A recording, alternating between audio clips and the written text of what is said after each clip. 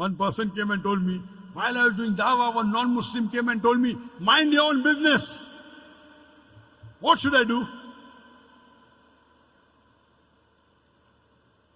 I told him, I gave him incidents. Suppose you and your family, along with your wife and a small kid of 4 years old, goes on a hill station for a holiday.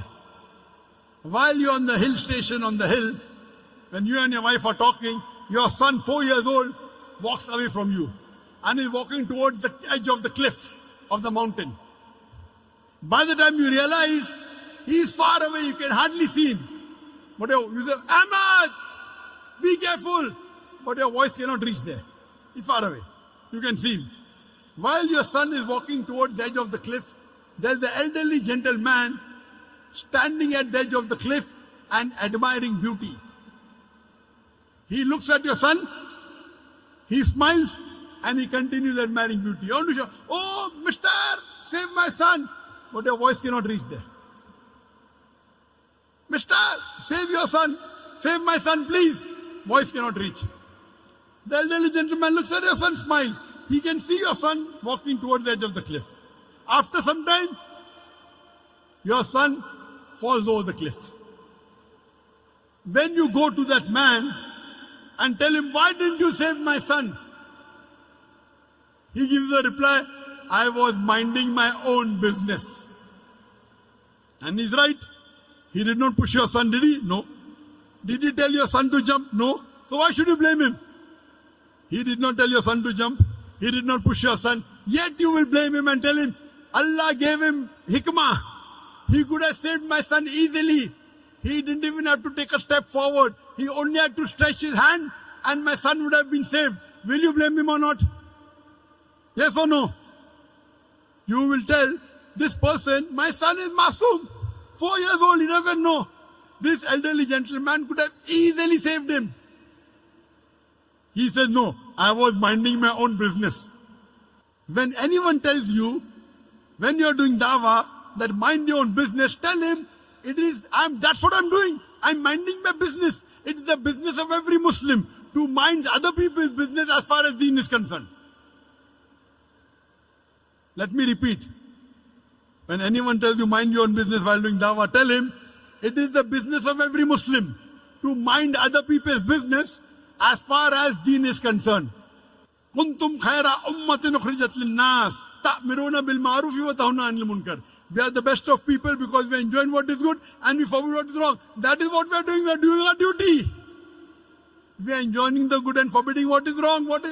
We are doing correct. Why you should feel shy? Why you should be ashamed? Imagine if you have a non-Muslim neighbor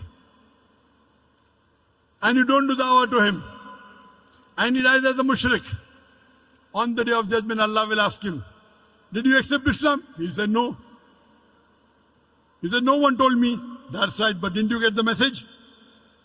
Allah gives the message himself. He didn't accept Islam.